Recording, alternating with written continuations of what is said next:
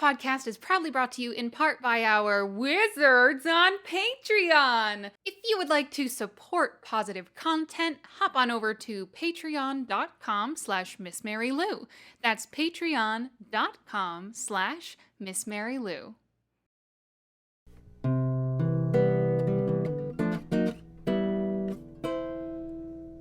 This podcast is intended for entertainment and joyous purposes only. If you need help, please seek professional advice.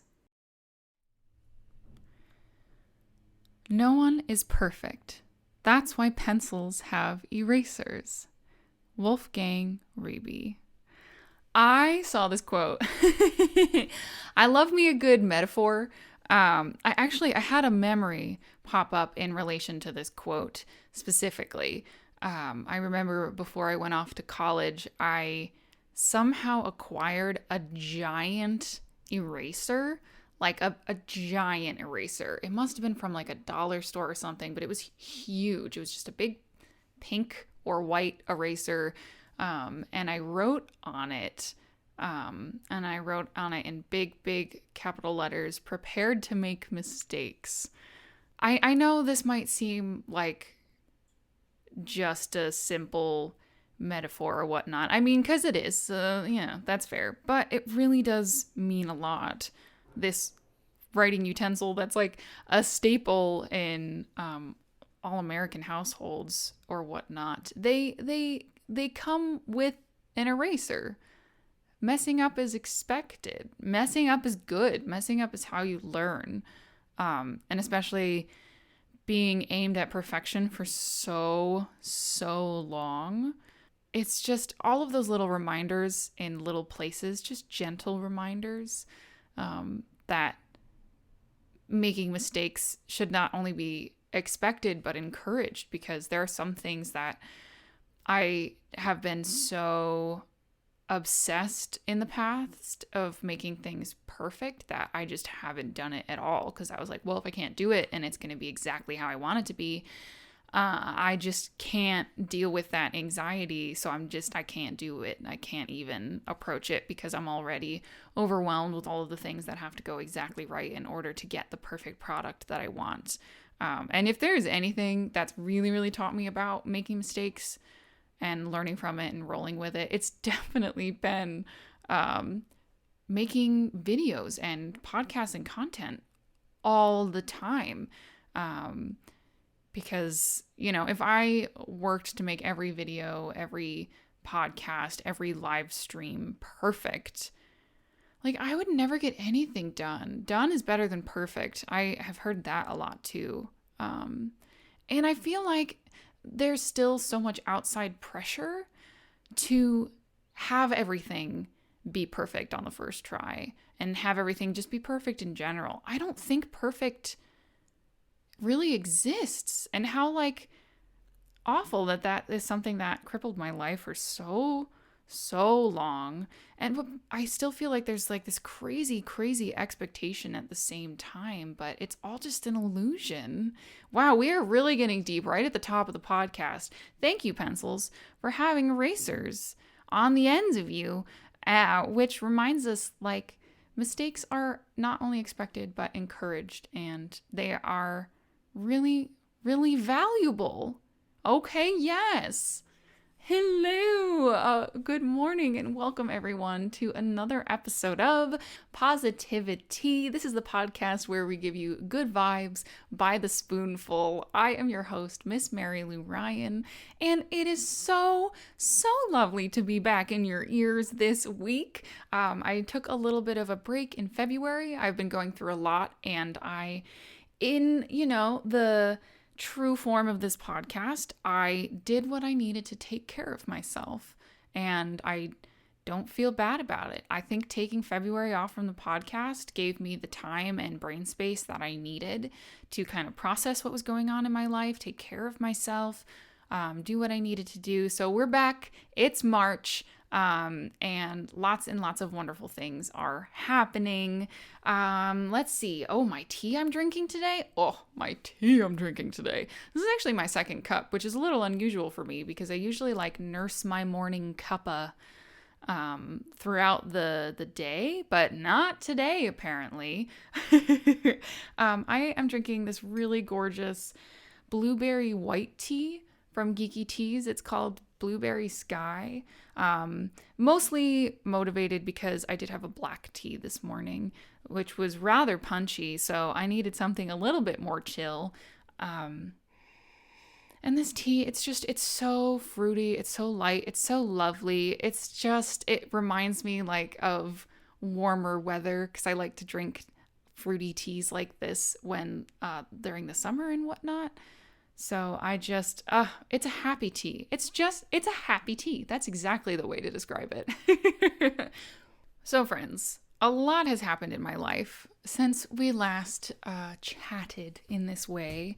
So I'll kind of give you a little update, brief summary about some of the things that have been going on. And one of the self-care experiments that I've been doing that kind of goes along with what I've been experiencing, kind of like one came out of the other. So, my friends, where have I been? What have I been doing? I had a really, really hard month this past month, and January was also tough, but especially February. So, I have been really going through the throes of my post-traumatic stress disorder, PTSD, or cumulative post-traumatic stress disorder, CPTSD. I do have both.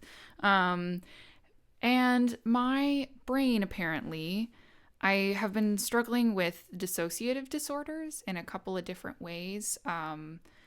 I perceive time and space a little bit differently. Like, I don't really feel like I'm fully inside myself all the time, and I can't really feel emotions anymore for the most part, as just like my body has just been trying to protect itself. And then on top of that, a lot of the trauma in my past, I've been having like selective amnesia basically, and things have started to come back up again of things that have happened that have not been so great in my life. And it all kind of got, it's exhausting to function in survival mode all the time, essentially. And I am a little bit more gentle with working with myself, trying to find ways to cope as I prepare for different methods of healing, etc., etc. There have been other developments and stuff in the dissociative disorder realm of things, which it's very weird not to be able to feel sad. Like, even over the holidays, I had 2 people in my life that died, and I wasn't able to cry about it. Because I just can't really feel sad right now. And there's, a lot of factors as well. Maybe my medications are kind of playing a role in all of that. But it's been very difficult between the dissociation, the anxiety, and the PTSD. I do have plans set in place with my doctors to begin in April a type of therapy called EMDR, which is eye movement desensitization and reprocessing therapy.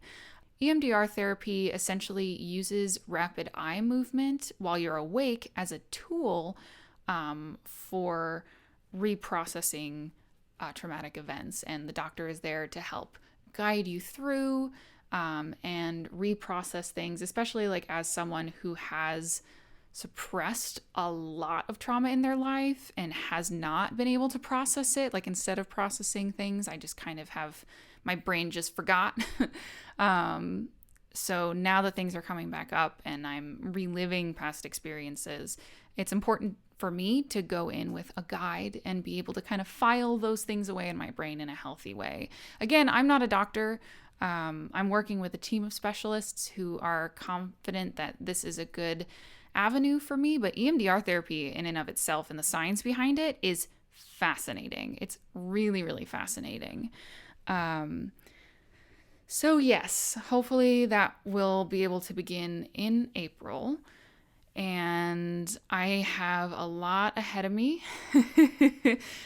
Preparation for EMDR already has been really exhausting, which includes like making a trauma story, like listing out events that you can remember in as much detail as possible and stuff like that. So all in all, I'm just here to tell you I've been really tired. I've just been really exhausted, which is part of the reason why taking the month off from the podcast was really, really helpful, because it was just one less thing for my brain to have to worry about. And I cut back in other areas of my life as well. And I'm excited to take these next steps. But in the meantime, oh my goodness, thank goodness for this podcast, because being gentle with myself and really, really taking care of myself and listening to my body has been really key with starting the process of recovery in all of this.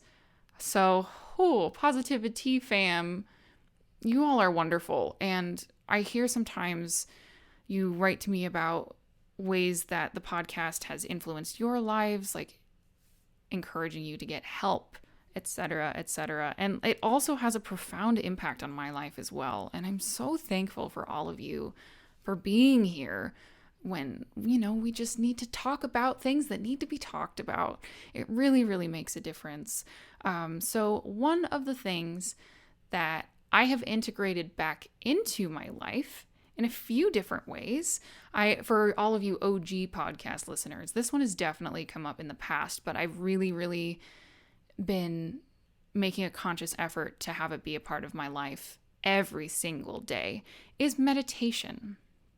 And I'm going to continue to focus on meditation as this month's self-care experiment. If you would like to experiment along with me with meditation, I'd love to hear how you're working it into your life in different ways. If there is an app that you like to use, etc., etc. I am so excited to hear about all of our journeys through meditation on this month, trying to work it in, making it a part of my daily life. The main ways that I do this, there's a few. The first and foremost being I have an app that I really, really like to use. It's called Stop, Breathe, and Think. This is not sponsored. I've talked about them before. I've used them for years and years. I know Headspace is another really popular app. I like guided meditations with speech and words. And I also like familiarity. So once I find a few that I like, I kind of stick to the same ones usually, because it's very comforting and extra relaxing for me to hear a familiar voice and a familiar tone, say familiar things. I know some people, they like to do different meditations every single day, and that's awesome. One of my favorite meditations I've been doing, you take a deep breath, you kind of gauge where your body's at. Don't try to change anything, just kind of notice.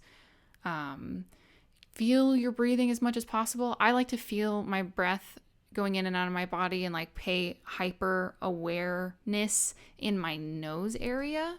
That's where I really like to feel my breath, is in my sinuses. And then simply you count each breath, each inhale and exhale, 1 through 10. If your mind ever wanders, you come back to 1 and start again, which my mind usually does wander. Which is no reason to be hard on yourself during a meditation. It's good to like have your mind wander into all of these places, because then you get to practice, you get to curl that muscle, bring your thoughts back in, which is like such a useful tool in meditation. And I honestly think for myself, it's one of the most valuable lessons about recognizing when your brain does go out there and being like, oh, let me just reel this back in. Let me pull it in. Let me start counting at 1 again. And then you do this for a few minutes. And this one helps me fall asleep. So I've been using this one before bed, which has been very, very useful and wonderful. And another method of meditation that I have only just started, and I realize this may sound a little surprising, that I'm using it as a tool in this way.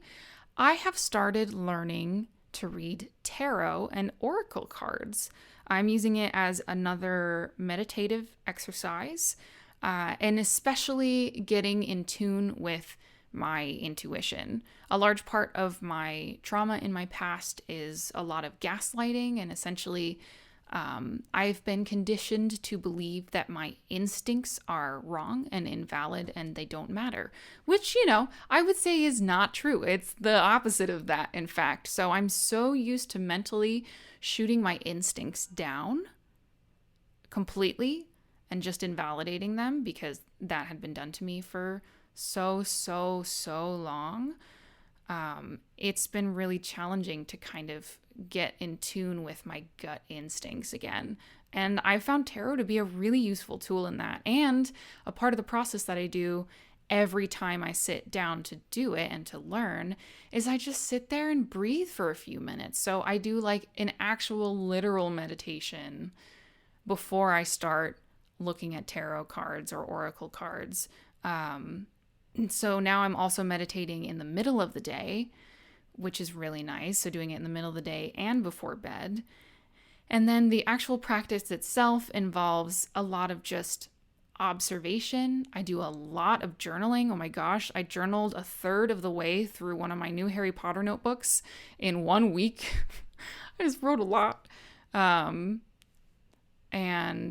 that has been a really, really useful tool in my meditative self-awareness toolbox. People can use tarot cards for lots of different reasons, spiritual, religious, or otherwise, but my therapist is actually a really, really big supporter of this practice.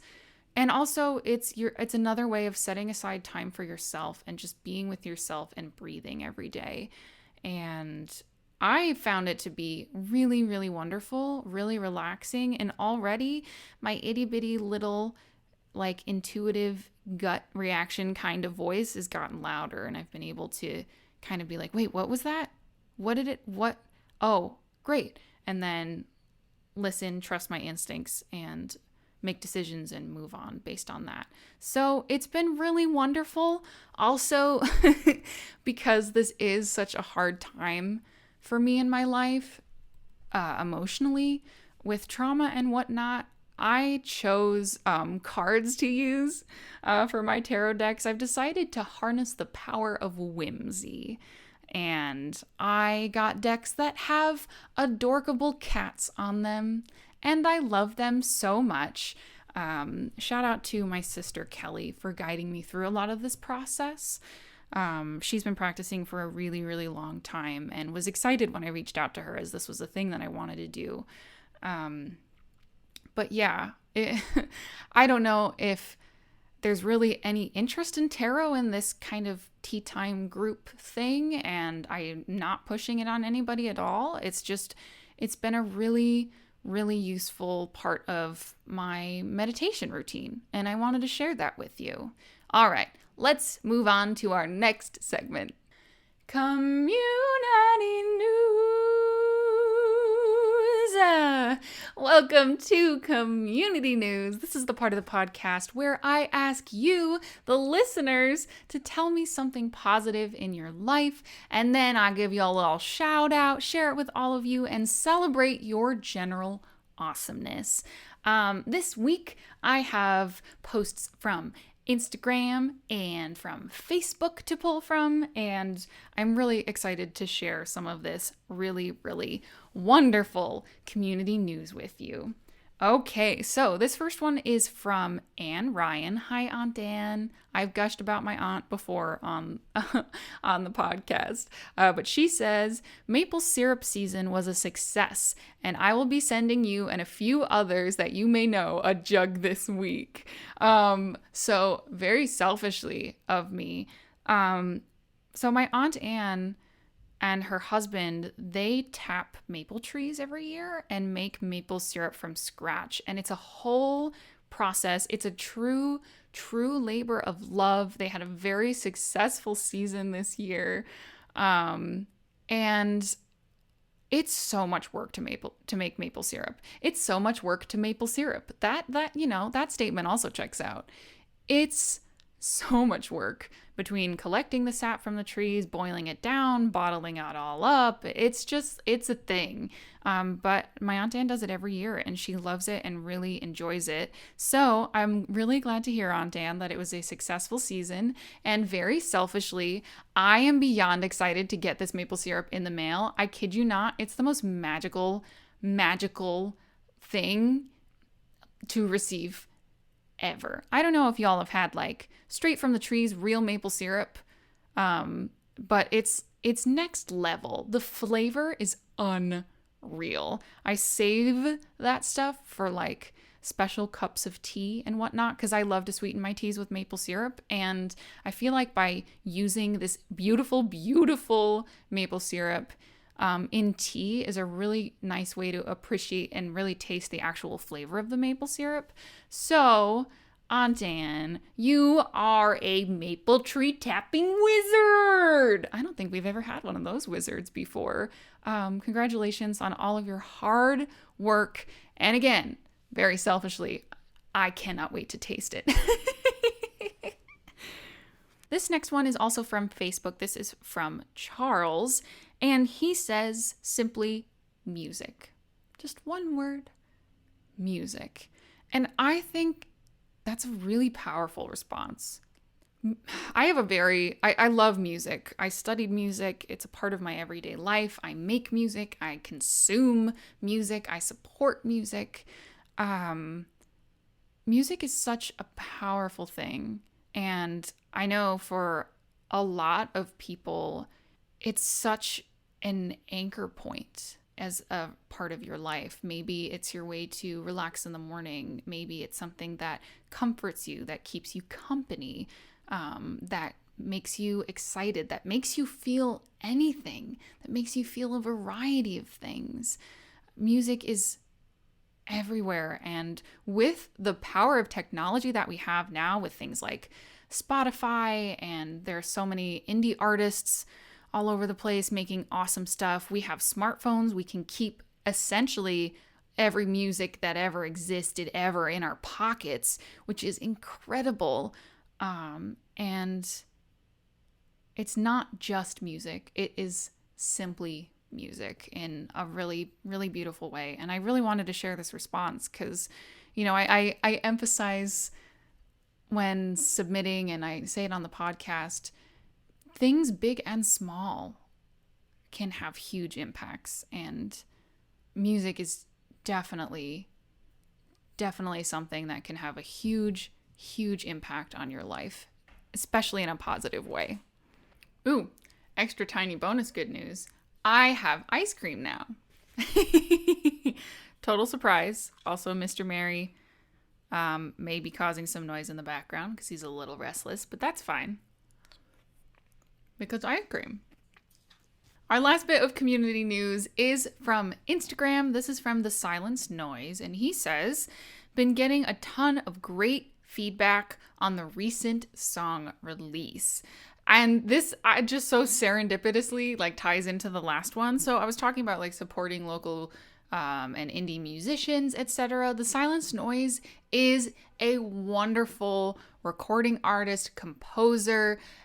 Silenced Noise knows a lot about music production and stuff like that, and they just released a new song. You can check out the Silenced Noise. I'm pretty sure everywhere you can find the Music Humans, especially on Spotify and whatnot.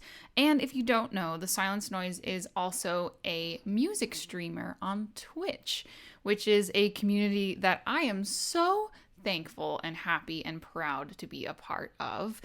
So shout out to the Silenced Noise's new single. Go check it out. Go check him out. Really, really magical stuff. And if you want to hang out with Silenced Noise live, you go check him out on Twitch, doing the things, playing music every week, having a fun time. And I just go support your favorite Music Humans. It feels so lovely, and there's so much that goes into making music as an independent artist. And congratulations, you've launched a new single and it's getting positive feedback. Like, how wonderful. It's something that you put so much hard work into and people like it. That's great. That's wonderful. You are a music creation wizard. Thank you for sharing your good news, your accomplishment with all of us, and I wish you the best of luck. Good news, everyone! I have good news. Welcome to the final segment of the podcast, Good News, where I dive into the depths of the interwebs every week to come up with just a feel-good article for you. Yes, there are a lot of very important things happening in the world, and it is important to stay informed. However, it is important to be a functional human being, and I'm here to balance out your brains a little bit, okay? So this week, I have a very delightfully fluffy news story for you, pun completely intended. This is from an article titled, "This pizzeria has been attaching photos of adoptable shelter animals to their delivery boxes." And wow, that is a lot of things that I like in one title.